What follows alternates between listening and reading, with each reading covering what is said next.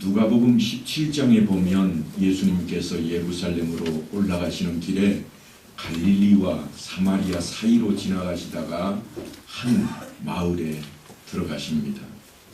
그런데 그 소문을 듣고 나병 환자 10사람이 저만큼 담장 뒤편에서 외칩니다. 예수 선생님이여 우리를 불쌍히 여기소서. 그런데 놀랍게도 예수님이 즉각 반응을 하십니다. 가서 제사장들에게 너희 몸을 보이라. 왜 제사장들에게 몸을 보이라고 그럴까요? 네 병이 나았다 그러면 참 좋을 것 같은데 제사장에게 가서 보여라 그럽니다. 이 이야기는 나병 환자는 유대인들 식으로 표현하자면 저주받은 병입니다. 그래서 제사장이 그 저주를 풀어주지 않으면 성전에도 출입을 할 수가 없고 사람들이 사는 촌락에도 함부로 들어오면 안 됩니다. 금지된 구역에 따로 갇혀 살아야 되는 그러한 사람들인데, 그래서 예수님께서 제사장들에게 가서 너희 몸을 보이라 그렇게 말씀을 합니다. 그런데 그들이 가는 도중에 깨끗함을 받게 됩니다. 기적입니다. 서로 보고 그랬을 겁니다. 와, 기적이네. 정말이네. 그랬을 거예요. 그런데 그 가운데 한 사람이 자기가 나은 것을 보고 큰 소리로 하나님께 영광을 돌리며 돌아와 예수님 발 앞에 엎드립니다. 그가 엎드려서 하나님 앞에 영광을 돌리는데 놀랍게도 그 사람은 사마리아 사람이었습니다. 그래서 예수님께서 10사람이 다 깨끗함을 받지 아니하였더냐? 그 9은 어디 있느냐? 이 이방인 외에는 하나님께 영광을 돌리러 돌아온 자가 없느냐? 그렇게 말씀을 하십니다. 사실 이방인은 하나님을 모르는 사람이어야 됩니다. 그런데 놀랍게도 이 사마리아 사람은 하나님을 갈망하는 그러한 사람이었습니다. 유대인들은 그들을 멸시했습니다. 왜냐하면 그들은 혼혈이 되었고 혈통으로 유대인과 다른 히브리인이라 말할 수 없는 족속이 되어 버렸기 때문입니다. 하지만 놀랍게도 예수님께서는 그를 칭찬하며 그에게 축복하십니다. 일어나 가라, 내 믿음이 너를 구원하였느니라. 병 나은 거가 지금 끝이 아니에요. 놀랍게도 그 다음에 이어지는 말씀이 내 믿음이 너를 뭐 했다고요? 구원하였느니라. 하나님 나라 백성이 되었다는 선포입니다. 그래서 아마 우리가 그 현장에 있지는 않지만 그가 외쳤을 겁니다. 구원받았네. 이방인의 입에서 나올 만한 소리는 아니지만 그래도 그는 그렇게 힘껏 외쳤을 겁니다. 이 사건이 있은 후에 바리새인들이 나와서 예수님께 이렇게 질문을 합니다. 하나님 나라가 어느 때에 임하나이까? 왜요? 하나님 나라를 외치고 있으니까, 구원을 외치고 있으니까 그런 질문을 하는 겁니다. 언제입니까? 그 때를 묻고 있습니다. 그들은 언제인지가 궁금했습니다. 그 날짜와 시간이 중요합니다. 그런데 주님께서 하시는 말씀이 하나님의 나라는 볼 수 있게 임하는 것이 아니요. 또 여기 있다 저기 있다 못하리니 하나님의 나라는 너희 안에 있느니라. 그렇게 답변을 하십니다. 그리고는 제자들에게 마지막 날에 대해서 종말에 대한 말씀을 아주 자세하게 설명을 해 주십니다. 그런데 예수님이 그 설명을 끝내자마자 제자들이 이렇게 다시 묻습니다. 주여 어디 오니까? 설명할 때 집중하지 않고 있다가 이제 제자들은 장소를 묻고 있는 겁니다. 얼핏 들으니까 그 때에 대해서는 아니라고 그렇게 들은 거 같잖아요. 그래서 장소를 묻고 있습니다. 주님께서 얼마나 답답하셨을까요? 오늘 말씀도 사실은 그런 차원의 이야기입니다. 예수님의 동생들의 이야기가 뭔가 하면 출세하려면 예루살렘으로 올라가야 된다, 그겁니다. 우리도 흔히 쓰는 말이잖아. 출세하려면 어디로 가야 돼? 서울로 가야 되는 거. 출세하려면 큰 도시로 가야 된다. 이게 많은 사람들의 생각이었습니다. 큰 일을 하려거든 시골에 묻혀 있지 말고 사람들이 많은 도시로 가야 된다고 그럽니다. 더군다나 절기, 명절 때 예루살렘에는 사람들이 많이 있으니 잘 되었다는 겁니다. 당신이 행하는 일을 제자들도 사람들도 보게 여기를 떠나 유대로 가소서, 예루살렘으로 가소서, 그런 이야기입니다. 스스로 나타나기를 구하면서 묻혀서 일하는 사람이 없나니 이 일을 행하려 하거든 자신을 세상에 나타내소서. 이 조그마한 동네에서 기적 나타내봐야 그게 어디 소문이나 나겠어? 오병이어 사건? 그거 저기 예루살렘에서 해야지 소문이 파닥하고 유명해지지. 여기 가버나움에서 얼마나 소문이 나봐야 별거 있겠습니까? 그러니 어디로 가라는 거예요? 예루살렘으로 가라는 겁니다. 그때 주님께서 하신 말씀입니다. 너희는 이 명절에 올라가라. 내 때가 아직 차지 못하였으니 나는 이 명절에 아직 올라가지 아니하노라. 분명 주님께서는 올라가지 않겠다, 그렇게 하시고 갈릴리에 머물러 계셨습니다. 그런데 사도 요한이 주님을 뒤따르다 보니까 조금 수상합니다. 사도 요한이 수상한 점을 이렇게 기록해 놓았습니다. 그 형제들이 명절에 올라간 후에 자기도 올라가시되 나타내지 않고 은밀히 가시니라. 올라가지 않겠다고 하시고는 은밀히 왜 따로 올라가셨을까요? 거기에 대한 설명은 전혀 없습니다. 하지만 스스로 말하는 자는 자기 영광만 구하되 보내신 이의 영광을 구하는 자는 참되니 그 속에 불의가 없느니라. 이렇게 말씀하신 것을 볼 때에 자신의 이름을 알리기 위한 것은 아니었습니다. 우리가 지난 시간에도 살펴보았습니다만 초막절은 그 절기가 7월 15일부터 얼마 동안이요? 일주일밖에 안 지났잖아요. 얼마 동안이에요? 일주일 동안. 7월 보름부터 일주일 동안 초막절입니다. 초막절이 뭐라고 그랬죠?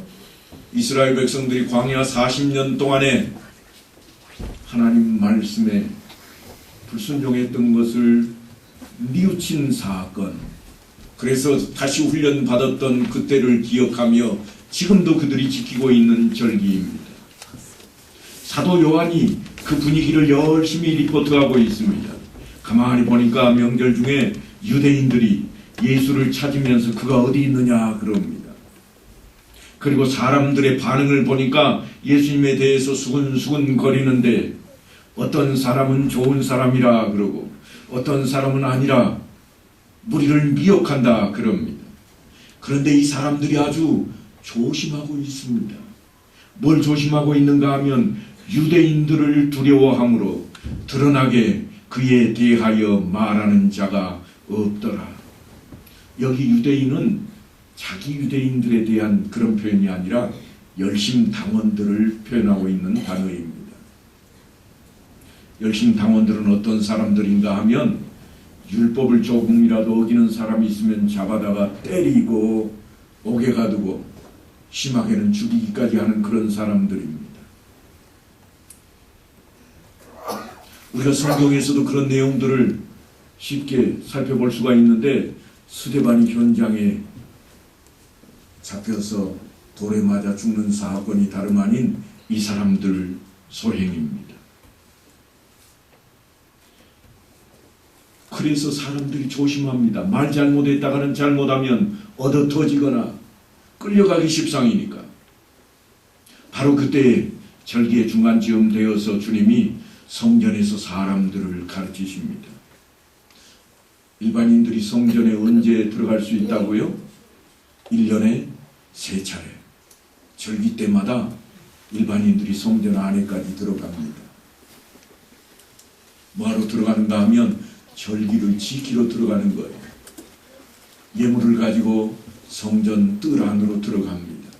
그래서 제물을 드리면 제사장이 그 제물을 안수하고 잡아서 제단에다가 피를 뿌리고 때로는 번제로, 때로는 화목제로 하나님 앞에 제사를 드리게 되고, 제사를 드린 백성은 제사장으로부터 제사함을 받았다는 선언을 들은 후에 그 절기가 마치자마자 집으로 돌아가게 되는 겁니다. 그러니까 그들은 제사함 받기 위해 성전 안에 모여들었는데, 그때에 예수님께서 그들 앞에서 가르치시고 계십니다. 그런데 오늘 성경에 보니까 유대인들이 놀랍게 여겼다고 그럽니다. 왜 놀랍게 여겼다고 했는가? 이 사람은 배우지 아니하였거늘 어떻게 그를 아느냐? 한국 사람이 한국말하면 잘된 건가요? 잘못된 건가요? 누구나 할 수 있잖아요. 그런 차원의 이야기가 아니에요. 예수님께서 히브리 말을 하기 때문에 글도 모르는 자가 어떻게 말을 할까? 그런 차원이 아니라 조금 생뚱맞아 보이는 그런 질문이긴 합니다만, 성전에서 사람들을 가르친다고 하는 것은 아무 것이나 자기 하는 것을 그냥 이야기하는 것이 아닙니다. 성경 말씀을 가르쳤다고 하는 겁니다. 예수님은 랍비 학교를 다닌 적이 없습니다. 서당계도 3년이면 풍어를 넘는다고 하지만 랍비 학교 근처에도 예수님은 가보신 적이 없습니다. 그렇다고 예수님이 레위지파 사람이었는가? 그렇지도 않습니다. 성전에서 일하는 제사장을 친척으로 둔 적도 없습니다. 그들이 잘 아는 대로 나사렛에서 그의 아버지는 목수였고, 그 아버지를 도와 지금까지 자랐고, 주무대가 갈릴리 지역입니다. 랍비 학교는 예루살렘에만 있습니다. 갈릴리에 살고 있던 자기들마저도 나사렛에서 무슨 선한 것이 날 수 있느냐, 그렇게 말할 정도입니다. 아니, 예수님의 친형제들까지도 출세하려면 예루살렘으로 올라가야지, 이 총구석에서 뭐가 되겠다고 그러냐고 다그치던 일이 있지 않았습니까? 그런데요, 예루살렘에도 벌써 소문이 파다합니다. 왜냐하면 갈릴리에 있던 사람들이 많이 예루살렘으로 올라왔고, 그들 중에는 오병이어 사건 때에 둘러앉아서 떡을 떼었던 사람들도 있을 것이요, 또한 병을 낫게 하고 귀신을 쫓는 사건을 만났을 때 그 자리에 함께했던 사람들도 있었을 것입니다. 그래서 병든 자를 고치는가 하면 죽은 사람도 살리고 오병이어의 사건을 체험한 사람들이 많이 있습니다. 자신들의 눈으로 직접 본 겁니다. 그래서 사람들이 수군거립니다. 혹시 메시아 아닐까? 그때 예루살렘에 한 사람이 나섭니다. 우리는 이 사람이 어디서 왔는지 아노라. 그리스도께서 오실 때에는 어디서 오시는지 아는 자가 없으리라. 그리스도라, 이 말은 헬라 말입니다. 히브리 말로 뭐라고요? 메시아. 메시아가 어디서 오시는지 아는 자가 없다. 어떻게 그렇게 말을 할 수 있을까요? 그들은 이미 메시아가 어디서 태어난 걸 알고 있어요? 베들레헴에서 태어날 걸 알고 있습니다. 그런데 어디서 올 거를 모르겠다고 그럽니다. 이 말은 그냥 해보는 말이 아닙니다. 배운 지식을 토대로 하는 말입니다. 뭔가를 아는 사람이 이런 말 할 때는 정확한 해석이 좀 필요합니다. 왜냐하면 이단들도 그렇게 설명을 하기 때문입니다. 성경에 보니까 그렇게 있다는 거죠. 랍비 학교에서 가르치는 교리가 있습니다. 그 가운데 하나가 뭔가 하면 메시아는 갑자기 임하실 것이라고 하는 것입니다. 그들은 성경에서 근거를 찾습니다. 말라기 선지자의 글을 인용합니다. 그 내용이 뭔가 하면 말라기 3장에 있는 내용인데, 만군의 여호와가 이르노라 보라 내가 내 사자를 보내리니 그가 내 앞에서 길을 준비할 것이요 또 너희가 구하는 바 주가 갑자기 그의 성전에 임하시리니 곧 너희가 사모하는 바 언약의 사자가 임하실 것이라. 메시아가 어떻게 임한다고요? 갑자기 임할 것이라. 여기에 그들은 관심을 두었습니다. 그러니까 그 교리에 따르면 예수님은 지금 갑자기 출현한 게 아닙니다. 어디서부터 그들이 다 알고 있습니다. 이름 앞에 뭐가 붙어 있죠? 동네 이름 나사렛. 그래서 그들은 나사렛 예수라 그렇게 부르고 있잖아요. 그래서 나사렛 출신의 예수는 그리스도가 될 수 없다, 메시아가 아니라는 겁니다. 초막절 끝날에 예수님께서 많은 사람들 앞에서 이렇게 외치십니다. 누구든지 목마르거든 내게로 와서 마시라. 나를 믿는 자는 성경의 이름과 같이 그 배에서 생수의 강이 흘러나오리라. 이 말씀에 사도 요한이 보충 설명을 좀 해놓았습니다. 뭐라고 보충 설명을 하고 있는가 하면, 이는 그를 믿는 자들이 받을 성령을 가리켜 말씀하신 것이라. 예수께서 아직 영광을 받지 않으셨으므로 성령이 아직 그들에게 계시지 아니하시더라. 왜 요한이 이런 첨언을 붙였을까요? 아직은 성령 임하기 전이었습니다.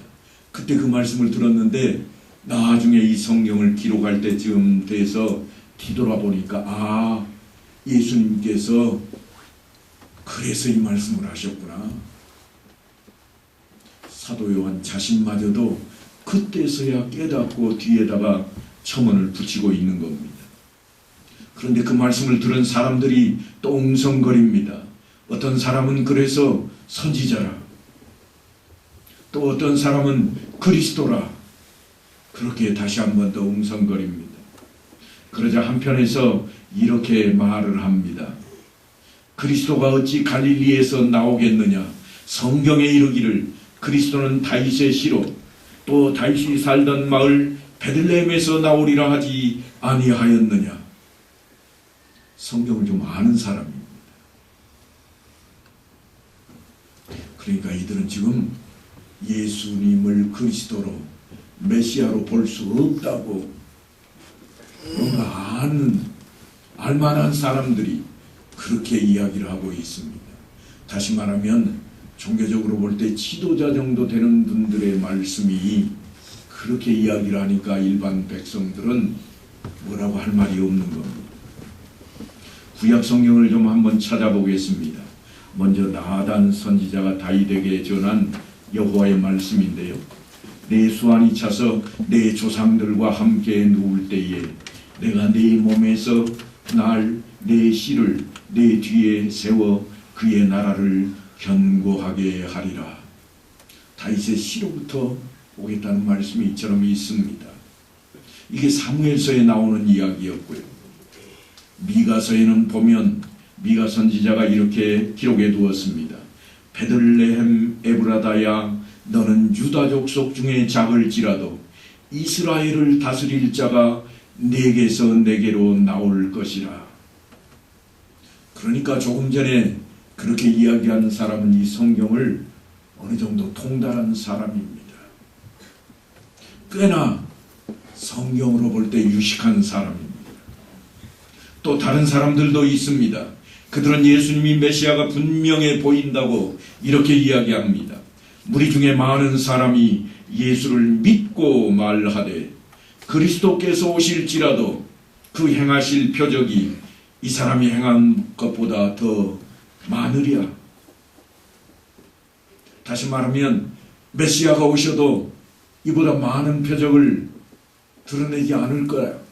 그러니까 누구라는 거예요? 예수님이 메시아라 그렇게 말하는 사람들도 있습니다. 예수님께서 행하신 기적으로 볼 때에 메시아인 것이 틀림없다는 것입니다. 우리가 흔히 하는 말이 있습니다. 기적을 행하는 능력을 보면 우리가 뭐라고 그러죠? 하나님의 종이라. 능력 있는 하나님의 종이라. 그래서 사람들이 우르르 몰려갑니다. 하지만 주님께서는 오히려 이렇게 말씀을 하십니다. 너희가 나를 찾는 것은 표적을 본 까닭이 아니요 떡을 먹고 배부른 까닭이로다. 기적을 행하신 주님을 본 것이 아니라 오병이어로 장병만 5,000명을 먹이고도 12강줄기가 남는 그 현상, 그것만 보고 있다고 책망을 하고 있는 장면입니다. 하지만 무리들의 움직임으로 인해서 대제사장과 바리새인들의 발등에 불이 떨어졌습니다. 자기들의 위신이 있지, 자기들보다 더 존중받는 사람이, 더 유능한 사람이, 아니 우리식으로 하자면 훨씬 용한 사람이 나타나 버렸습니다. 그냥 두었다는 큰일 날 것 같습니다. 왜 큰일 날까요? 재물 들고 자기한테 오는 게 아니라 저리 다 갈 것 같아요. 그래서 그들이 특단의 조치를 취합니다. 사람들이 자기들보다 예수님을 더 따르기 때문에 아랫사람들을 보내서 잡아오게 만듭니다. 그래서 대제사장과 바리새인들의 종들이 예수님을 잡으러 떠납니다. 그들이 예수님 앞에 오자 예수님께서 한 말씀을 하십니다. 내가 너희와 함께 조금 더 있다가 나를 보내신 이에게로 돌아가겠노라. 너희가 나를 찾아도 만나지 못할 터이요 나 있는 곳에 오지도 못하리라. 잡으러 왔던 사람들이 가만 들어보니까 이 사람 내버려둬도 괜찮을 것 같습니다. 왜냐하면 조금만 더 있다가 그냥 자기 보낸 사람한테 가겠다는 겁니다. 그냥 가겠다고 끝나는 게 아니라 너희들이 나를 찾지도 못할 것으로 가버리겠다는 겁니다. 그래서 서로 수군거립니다. 어디로 가려고 그러지? 다른 나라로 멀리 가려나? 잡아갈 필요조차 없다고 생각한 그들은 빈손으로 자신들을 보냈던 대제사장과 바리새인들에게로 돌아갑니다. 빈손 들고 오니까 뭐라고 그러겠습니까? 왜 빈손이냐? 그래서 이렇게 대답합니다. 그 사람이 말하는 것처럼 말한 사람은 이때까지 없었나이다. 그 사람이 말한 것처럼 지금까지 말하는 사람을 본 적도 없다는 겁니다. 그러자 바리새인들이 그들을 다그칩니다. 너희도 미혹되었느냐? 좋게 표현하면 너희도 그 사람 믿느냐? 그런 표현이고, 나쁘게 표현하면 너희도 넘어갔냐? 그런 표현입니다. 그러면서 그들이 내린 결론이 있습니다. 당국자들이나 바리새인 중에 그를 믿는 자가 있더냐?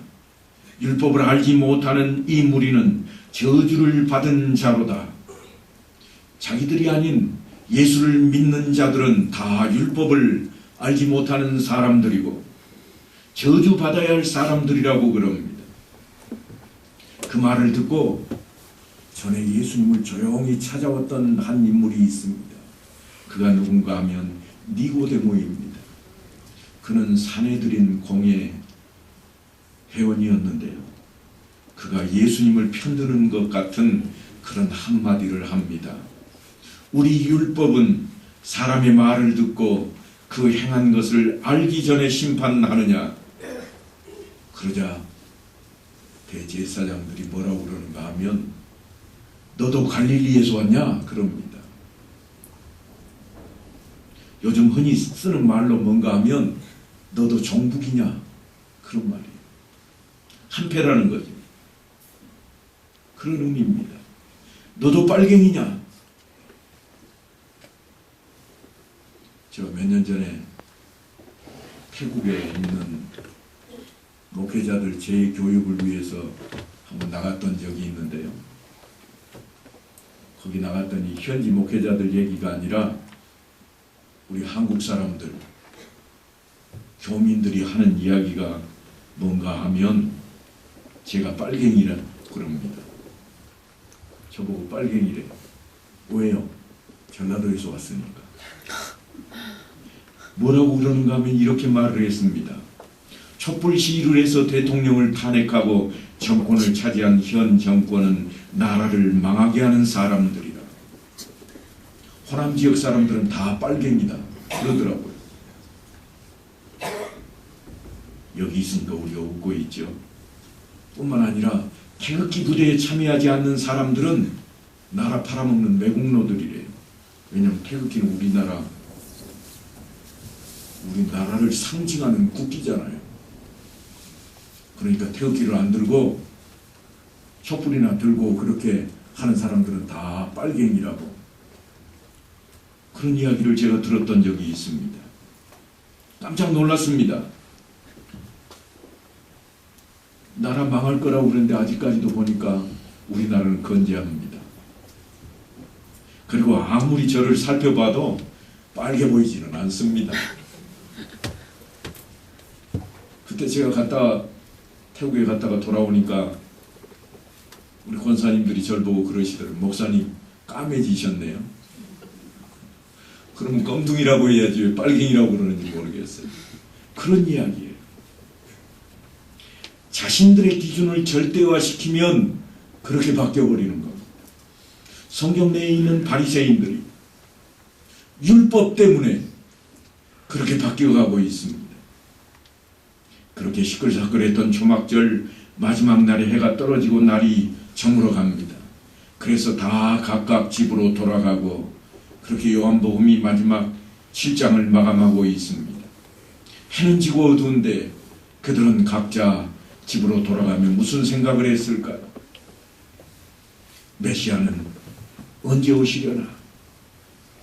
메시아이신 주님께서 이미 오셨고 그들과 함께 하셨고 며칠씩이나 말씀을 나누셨는데 그들은 여전히 메시아가 언제쯤 올까? 그랬습니다.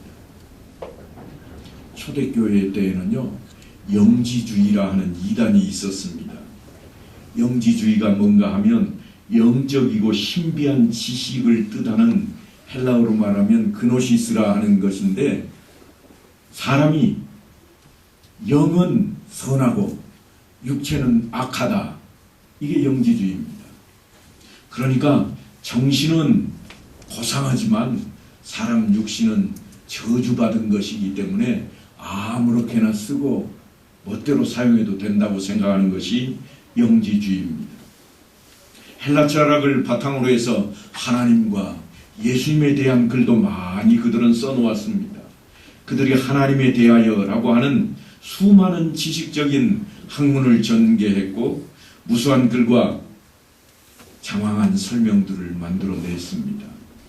그들은 이원론적인 철학을 바탕으로 해서 육체를 포함한 물질은 다 악하다. 상종하지 말자. 뭐만 선한 거예요? 영혼, 정신만 선한 것이라. 그래서 금욕주의를 주장했습니다. 세상과는 선을 긋고 산속으로 들어가기 시작했고 사람들과 만나서 이야기하는 것보다는 고상하게 생각을 하는, 가만히 앉아서 명상하는 것을 주장했던 그러한 이단입니다. 그래서 그들은 선택받은 자에게만 주어진 영적인 지식을 통해서 구원에 이른다고 생각을 했습니다. 그렇게 자신들이 생각하는 하나님을 각자마다 설명을 했고 그 결과로 수많은 사람들의 추종자를 만들어냈습니다. 하지만 이단입니다. 그들에게 하지 않는 것이 두 가지가 있습니다. 첫째로 하지 않는 것이 뭔가 하면 예배드리는 것을 하지 않습니다. 육신은 깨끗하지 못하고 더럽기 때문에 사용하면 안 되는 거예요. 그래서 모이는 것도 함께 있는 것도 다 쓸데없는 짓이 되어서 예배 드리는 것을 그들은 금했습니다. 둘째로 썩고 죽어져가는 입으로 뭔가 떠드는 것은 다 헛것입니다. 그래서 뭘 금했겠어요? 기도하는 것을 금했습니다. 글로 보면 하나님에 대해서 그리스도에 대해서 엄청난 분량의 멋진 글들이 많이 있지만 그들이 한 일들을 보면 예배드리는 것과 기도하는 것을 금해버렸습니다. 왜냐하면 지식은 중요하고 정신은 중요하지만 그 영적인 지식만 채워지면 구원에 이른다고 생각했기 때문에 나머지는 다 필요 없다고. 그래서 보따리 싸가지고 다 산속으로 들어가기 시작했던 그러한 분파입니다. 하지만 하나님께 예배드리는 것을 없애는 것은 하나님을 경외하는 마음을 없애버리는 것이요, 기도하지 않는다고 하는 것은 하나님을 찾지 않는 것이요, 하나님과의 대화를 없애버리는 겁니다. 그 이단 문제로 초대교회가 몸살을 앓았습니다. 사도 바울은 그들과의 싸움에 목숨을 걸었고 사도 요한도 그 심각성을 깨달아서 사실은 예수님이 누구신가, 그래서 요한복음을 역사적인 측면이 아닌 신학적인 측면으로 들여다보며 기록을 하기 시작을 했던 것입니다. 뿐만 아니라 요한 1서에 가서는 직접 거짓 선생들에게 대한 언급을 하고 있습니다. 오늘날도 마찬가지입니다. 적그리스도에 대한 문제는 하루 이틀의 문제가 아닙니다. 정신 차리지 않으면 순식간에 넘어지고 말 것입니다. 걸림돌이 문제입니다. 때로는 욕심이, 때로는 체면이, 때로는 자존심이. 그래서 베드로 사도도 우리를 염려합니다. 근신하라, 깨어라. 너희 대적 마귀가 우는 사자같이 두루 다니며 삼킬 자를 찾나니. 베드로 사도가 이렇게 말씀을 했습니다. 마귀가 우는 사자처럼 두루 다니며 삼킬 자를 찾는답니다. 그런데 여러분, 이 부분을 곰곰이 생각해 보셔야 됩니다. 우는 사자가 두루 다닐 때 어떻게 다닐까요? 우는 사자라고 하는 것은 배고픈 사자를 의미합니다. 배부를 때 사자의 얼굴은요, 어떤 모습인지 혹시 보셨어요? 동물의 왕국을 즐겨보시는 분은 금방 알 거예요. 배부를 때 사자는 사람으로 치자면 웃는 얼굴입니다. 입이 쫙 올라가면 미소를 띠고 있는 것 같은 사자의 인상이요. 배가 고프면요, 이게 쭉 처져가지고 화내고 있는 것 같아요. 그걸 우는 사자라 그럽니다. 배가 고픈 사자가 먹이를 발견하면 어떻게 하는가? 으르렁거리고 쫓아갈까요? 동물의 왕국도 보셔야 된다는 거예요. 성경을 이해하려면 그런 것들도 우리가 알아야 돼요. 배가 고픈 사자는 절대로 으르렁거리고 뛰어가지 않습니다. 먹이를 발견하면 아주 조용하게, 바스락거리는 소리도 안 나게 슬금슬금 눈치 보고 잡아챌 찰나를 기다립니다.